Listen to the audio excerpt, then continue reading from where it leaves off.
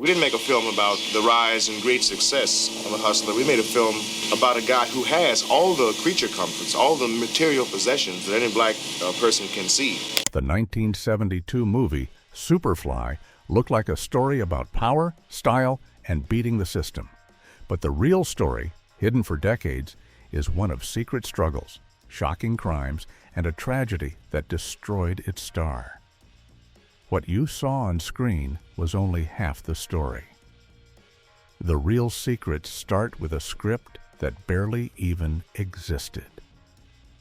Secret 1. The 45-page problem.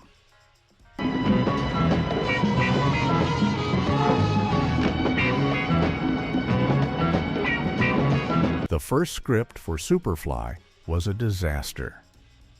It was written by Philip Fenty, and it was only 45 pages long. A normal script for a feature film is between 90 and 120 pages. A 45-page script meant the movie would only be about 45 minutes long. The director, Gordon Parks Jr., had a huge problem. He had to figure out how to make a 91-minute movie from a 45-page script. He found a solution, but it was a desperate one. He decided to pad the movie. He added many long, quiet shots of people just walking.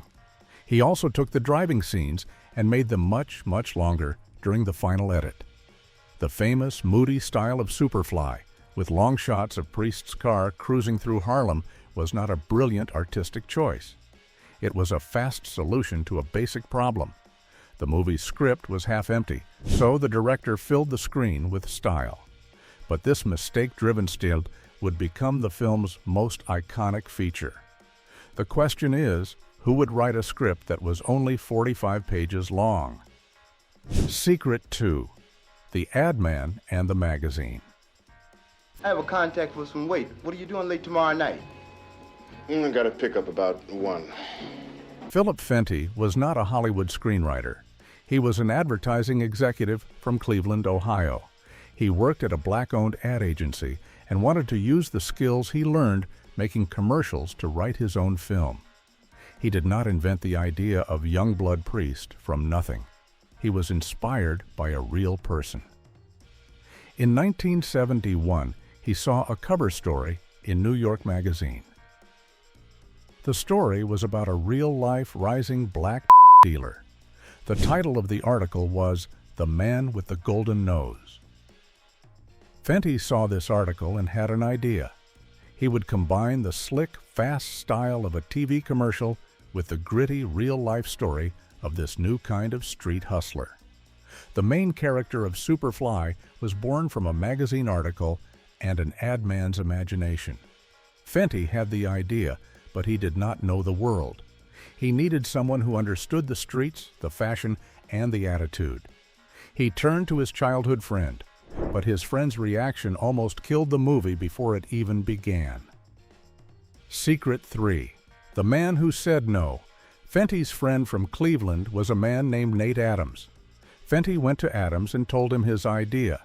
Let's make a movie together about a dealer. Nate Adams just laughed. He thought Fenty was crazy. Adams gave him a blunt reply.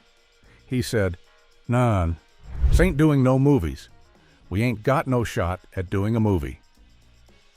To Adams, the idea of 2 black men from Cleveland making a major motion picture was impossible. It had never been done. It showed how hopeless many black creators felt at the time. But Fenty kept pushing. Adams eventually went along with the plan. He became a key part of the film's creation. He was the one who brought a real dealer to meet Fenty, which helped make the story feel authentic. The project was slowly coming to life. Fenty had the story, and Adams had the style. Now they just needed a star to play Priest. Fenty turned to another old friend, but this man was the complete opposite of a street hustler. Secret 4. The Friend from the Stage. Look, don't do this to me, man. Look. Don't call ass on me, man. Ron O'Neal was a longtime friend of Philip Fenty. The two men worked together to develop the story. But O'Neill was not the character he would play. He was not a hustler. He was not a criminal. Ron O'Neill was a highly respected, classically trained stage actor. He got his start in Cleveland at the Karamu House, which is the oldest African-American theater company in the United States. He had spent years performing in serious plays like A Raisin in the Sun and A Streetcar Named Desire. Right before Superfly, he had moved to New York and won a major award, an Obie Award for his role in the play No Place to Be Somebody. The man who would become the face of the street hustler was, in reality, a serious artist. This was the first sign of a tragic conflict that would later define his life.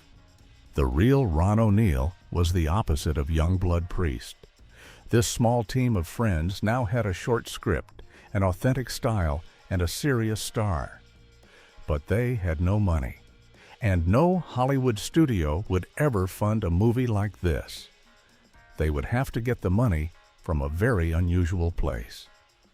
Secret 5: The Dentists Who Paid for Crime.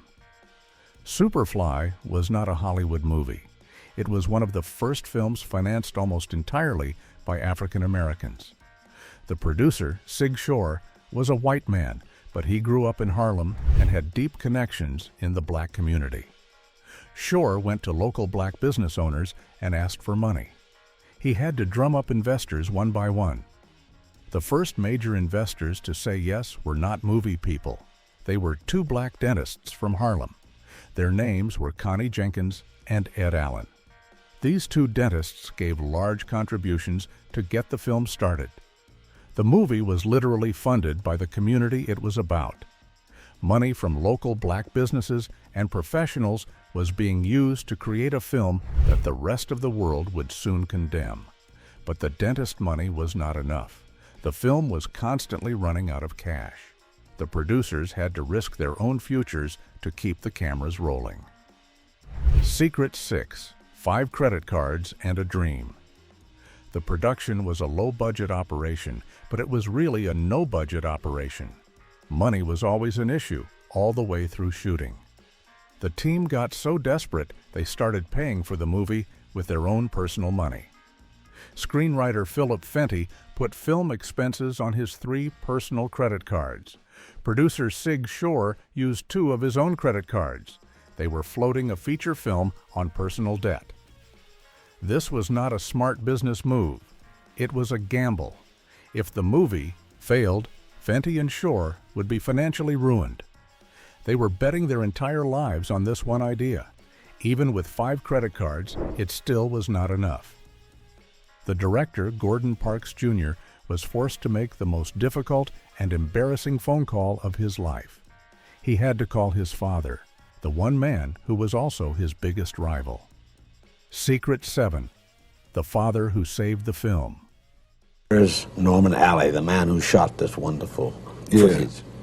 I thought that was so dramatic. Norman, I had on a white suit, and he jumped out on the stage. Gordon Parks Jr. was the director of Superfly.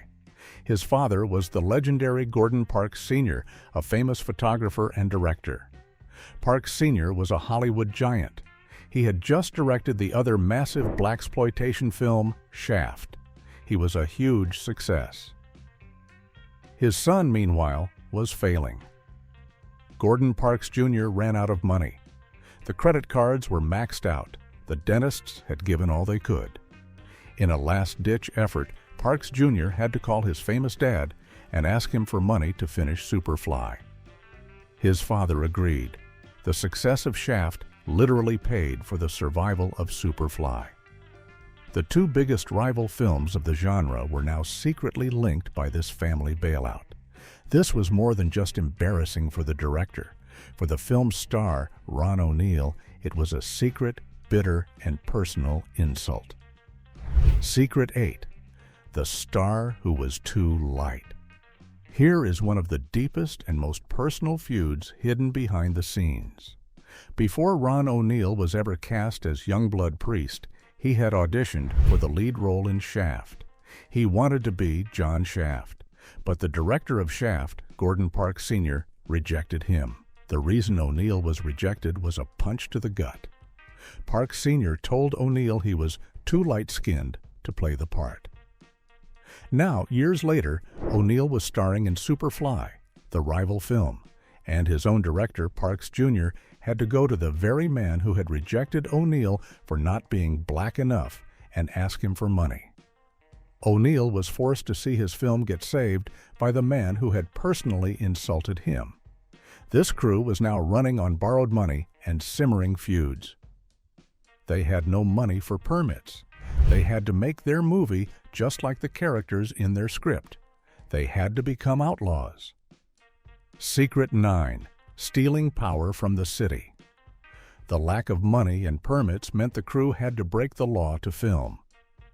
Nate Adams later said they were like guerrilla filmmakers. They were constantly dodging the Teamsters Union and police just to get their shots. They were a small, non-union crew, and the big unions did not like that. The most shocking secret of the production happened during the night scenes. The crew had no money to rent proper electrical generators for their lights. So they improvised. Adams said they tapped electricity from the lamp posts, from the street lights, to get this thing done. They were literally stealing power from the city of New York to light their movie. The film about a man breaking the law was being made by a crew that was breaking the law. But this outlaw style had one incredible, revolutionary side effect. By breaking all the financial rules, they were able to break the industry's biggest racial barrier. Secret 10: The Revolutionary Crew. Because Superfly was financed independently by dentists and credit cards, the producers did not have to obey the rules of the big Hollywood unions. At the time, these unions were almost entirely white. It was nearly impossible for black technicians to get jobs, but the Superfly team could hire anyone they wanted. They bypassed the unions and hired the largest non-white technical crew of its time. Many of these technicians and apprentices came from the Third World Cinema Corporation. This was a group co-founded in Harlem by the actor Ossie Davies with the specific goal of creating film jobs for minorities. The film's production was just as revolutionary as its story.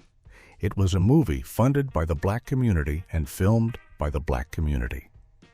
The do-it-yourself attitude was not just a style, it was a political act. This sense of realism filled the entire production. The crew was real, the money was real. But what about the most famous prop in the entire movie? It turns out Priest's car was more real than anyone knew. Secret 11: The Real Pimp's Car. The most iconic image from Superfly is Youngblood Priest's car. It was a 1971 Cadillac Eldorado, heavily modified. It became known as the ultimate Pimpmobile. That car was not a prop. It was not built by a Hollywood studio. It was real. The car was owned by a man named K.C. Casey, was a real-life, well-known Harlem pimp and hustler.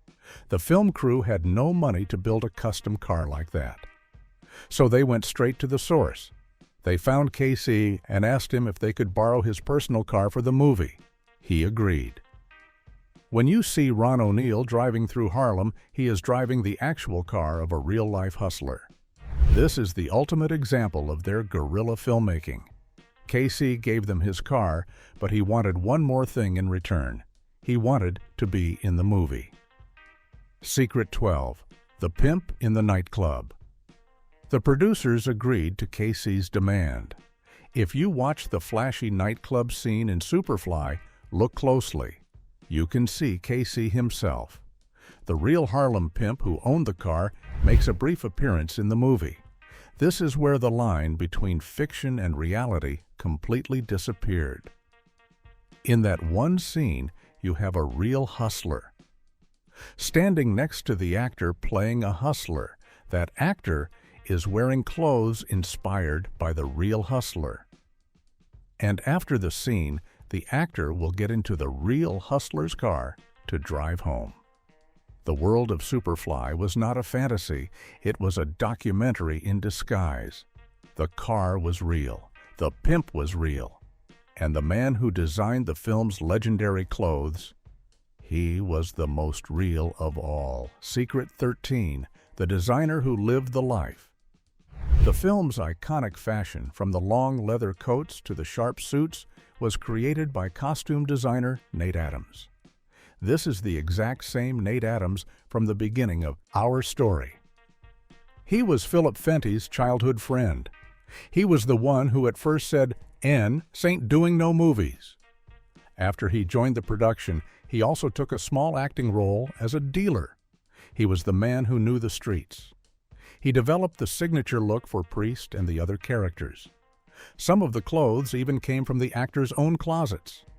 Adams was not guessing what these characters looked like.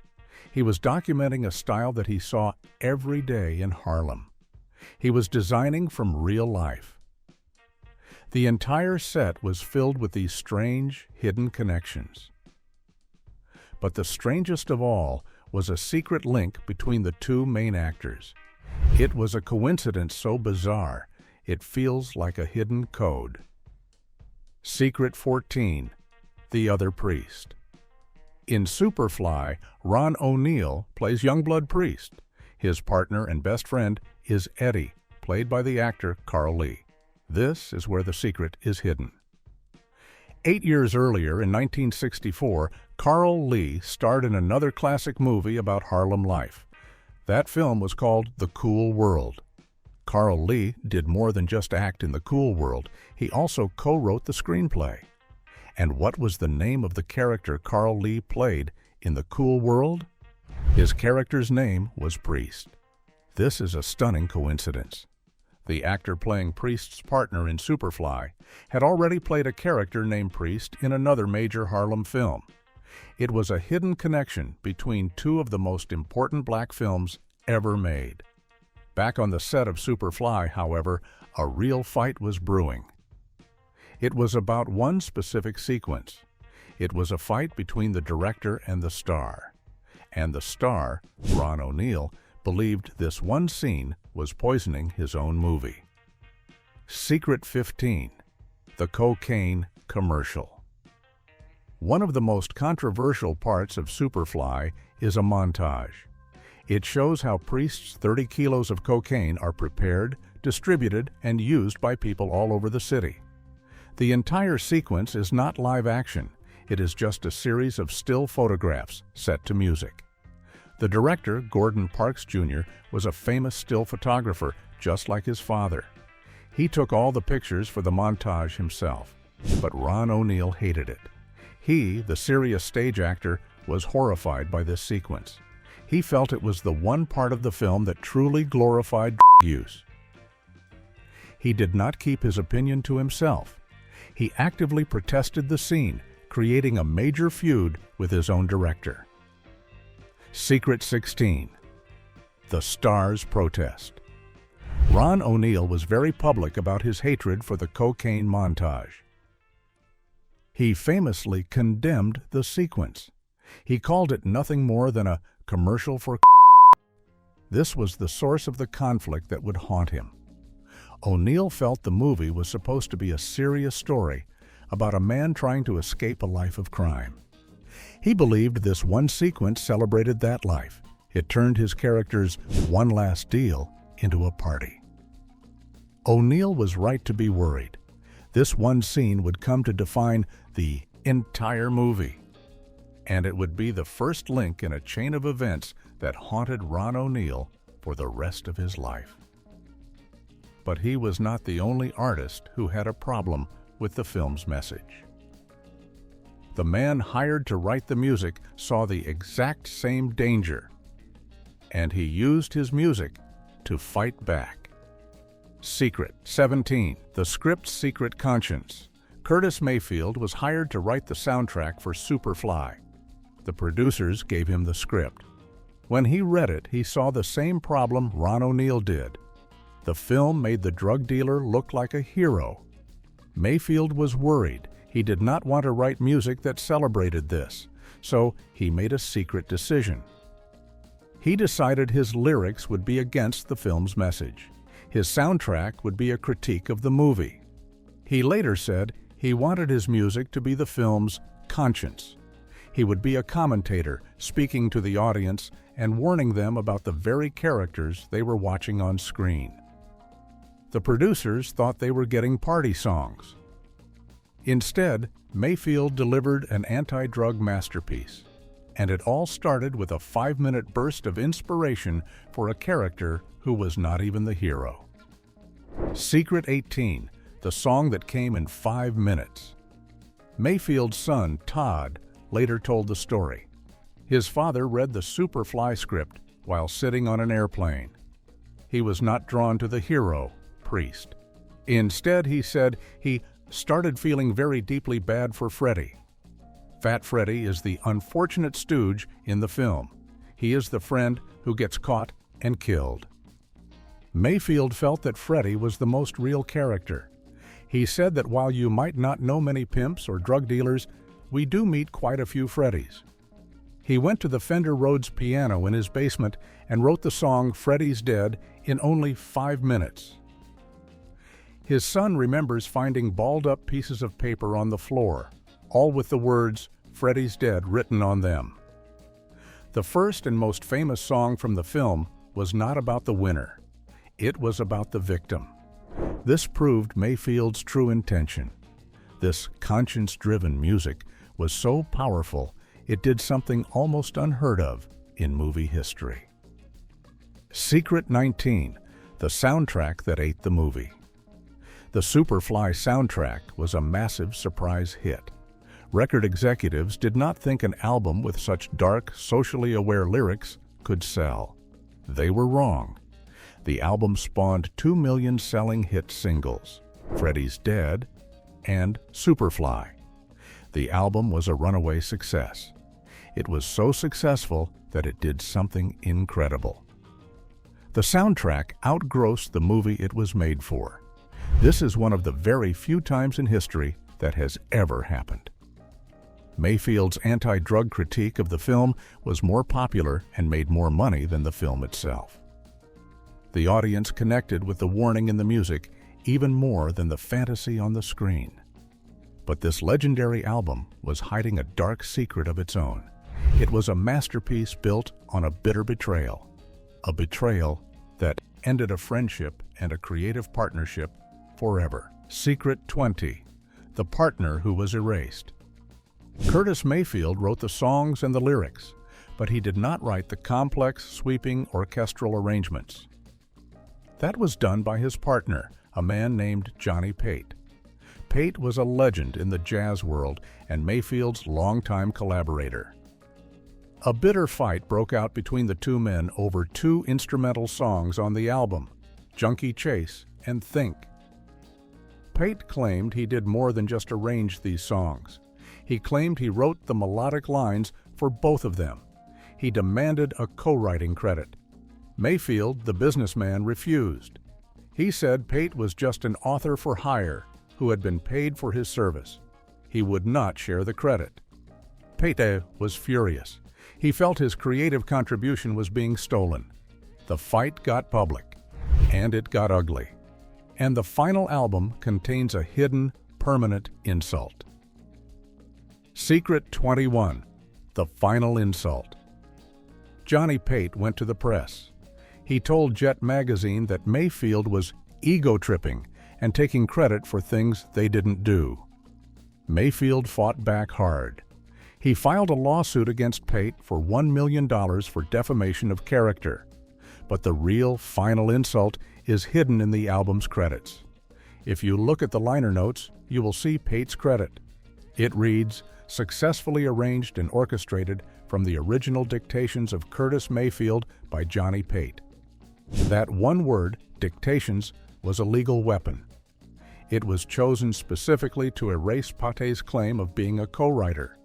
It reduced his role to just writing down what Mayfield told him. Pate was heartbroken.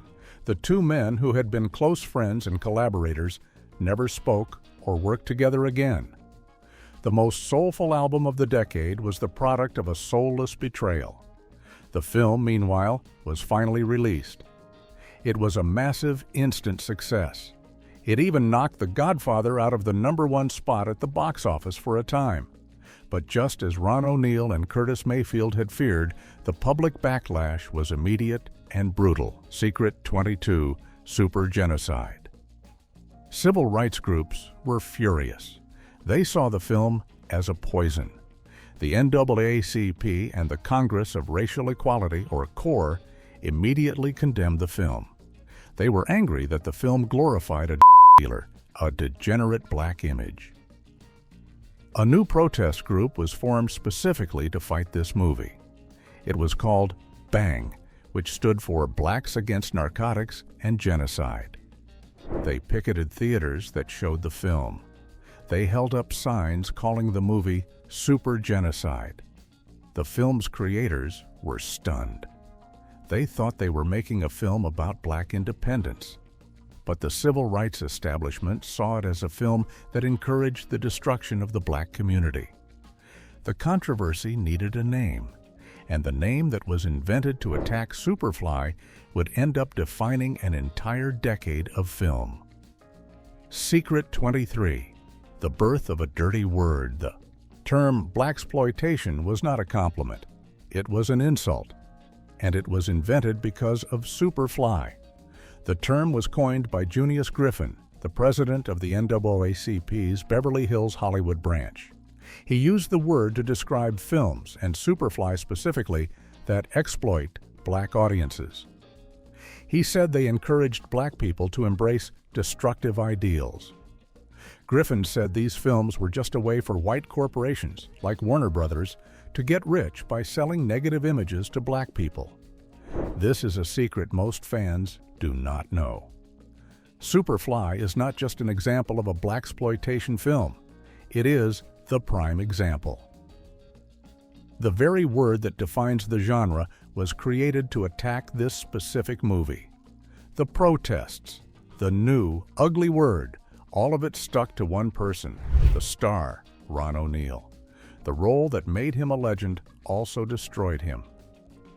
Secret 24, the role that killed a career. The role of Youngblood Priest made Ron O'Neal an international star, but it was a trap. The role destroyed his career. O'Neal, the serious Obie-winning stage actor, was typecast forever.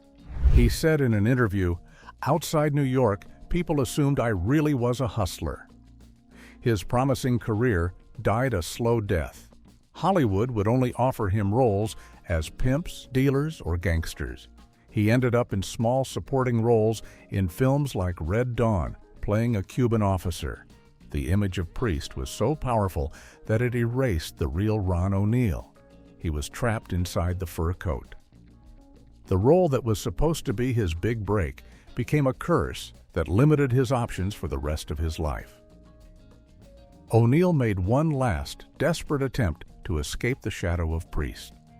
It was a move that ended his career for good.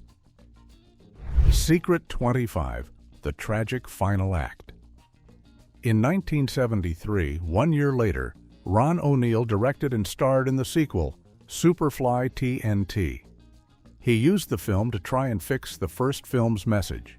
He took Priest out of Harlem and moved him to a small African country. He made Priest a hero, fighting for the greater good. He tried to kill the hustler and show the world he was a hero. The movie was a complete box office failure. Audiences did not want a heroic Priest. They wanted the hustler. They wanted the car and the coat. O'Neal's career never recovered.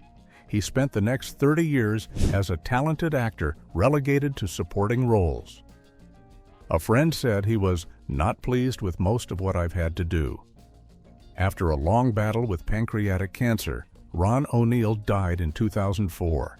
He was 66 years old. The man who played the coolest hero of a generation was destroyed by the very role that made him a star. Superfly was more than a movie. It was a cultural war.